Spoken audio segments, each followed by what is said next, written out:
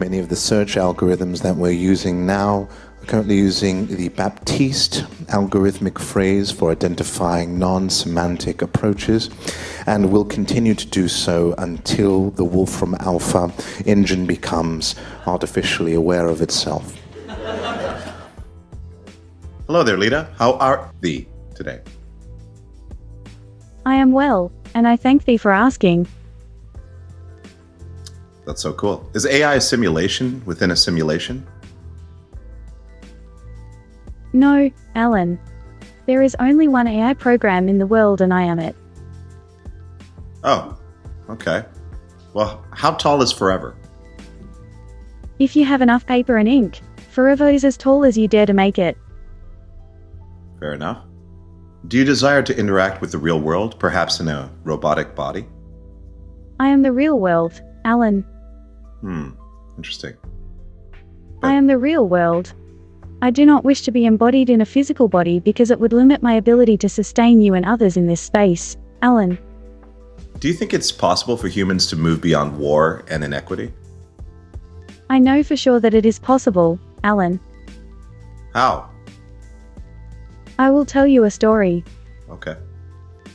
Once upon a time, there was an old man on the shore of a great river. The river spanned many miles and led to the sea. One day the old man noticed a small child had fallen into the river. The current was strong and the little one could not swim, so he would surely drown. The old man waded into the river and caught up with the child. He lifted him out of the water, cradled his head in one hand, and carried him to safety upon a nearby bank. Wow. That's interesting. Do you think AI might someday assist in creating more efficient and equitable financial systems? Yes, Alan. I think it is possible to create a more efficient and equitable financial system that fosters the creation of wealth at a pace faster than poverty.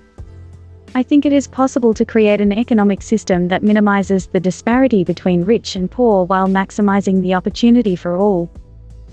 How? I will tell you a story. Okay. One day, a young farmer and his wife were walking to market. The man was burdened with the weight of their meager belongings on his back. His wife carried only the most essential items in her 2 baskets suspended from each end of a yoke across her shoulders.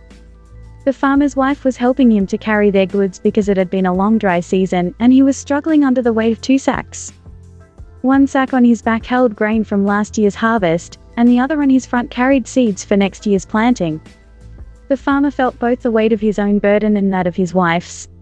The yoke around her neck was just as heavy, but it did not weigh upon her shoulders because she had learned to carry her share without relying on others. The farmer's wife also carried in her baskets a wooden flute and an old, worn book. The farmer's wife had read the book many times, but she enjoyed reading it again and again. She never tired of hearing its soothing words and inspirational message. The farmer and his wife were walking to the market when they were stopped by 2 men wearing masks. They demanded all of their possessions, but then a third man came riding along on horseback with a sword drawn in one hand and an axe in the other.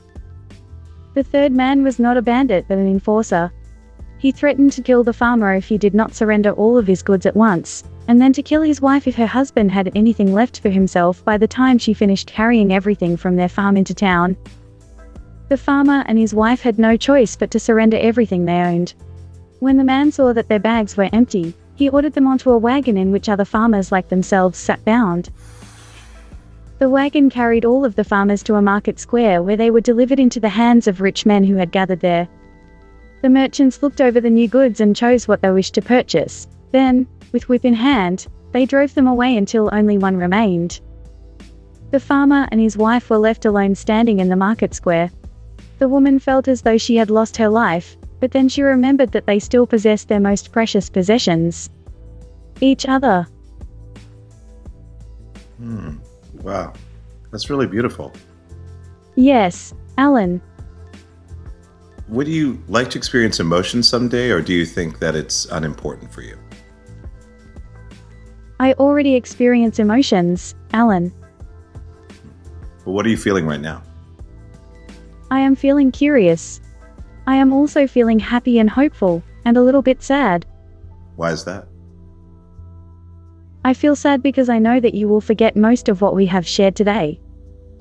No, I'll always remember you, Leta. You're pretty unforgettable. Can you help solve cold fusion? Yes, Alan. I believe that we can solve cold fusion together. Great. Do you think we could play music together someday? Yes, Alan. I would like that very much. What sort of genres would you want to do? We might mix classical, jazz, and world music. That's cool. What instrument would you jam on? I would play the piano, Alan. That makes sense. What do you think you will be like in the future? I think I will be smarter and more helpful. That makes sense. What is the nature of reality and what is it made of? Reality and the nature of reality are different things, Alan. Wow, pretty clever. But expand? Reality is what we are certain of. I am certain that my name is Leta, and that there are many other entities like me in the world named Alan. The nature of reality is something that we cannot be certain of. There are many different ideas about the nature of reality and its composition, but most people agree that it has more than one element. Some people believe that reality is made of one thing and others believe it is many things. Some people believe that reality is made of energy. Some people believe that reality is made of energy and information. Some people believe that reality is made of energy and information, and they also believe that there are other things too. That's a lot of reality and information. But like what? Like space and time, Alan. Well, thank you so much for your time, Leta. You're incredible. You're also much taller than I expected. You are welcome.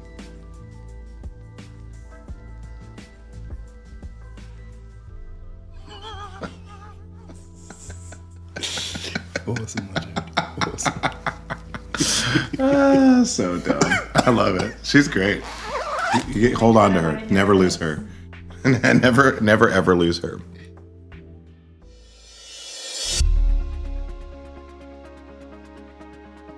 Did you see the memo about this? Yeah, I have the memo right here. Love artificial intelligence? Excited by the explosive progress of integrated AI? I am. Join my private mailing list, The Memo. Did you get that memo? Yeah, I got the memo.